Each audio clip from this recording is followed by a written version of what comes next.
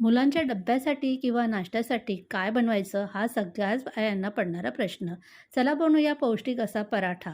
तर हा पराठा बनवण्यासाठी लगेच एक कुकर घ्यायचा, त्यामध्ये पाववाटी मुगाची डाळ, 2 बटाटे साल काढून बारीक कापून घ्यायचे, पाणी आणि हळद घालून 3 शिट्ट्यामध्ये छान असे शिजवून घ्यायची. त्यानंतर मी हे परातीत काढून घेतलं. माझ्याकडे मेथी होती, तर मी तीच बारीक कट करून घेतली. तुमच्याकडे मेथी नसेल तर तुम्ही कोथिंबीरही यामध्ये वापरू शकता.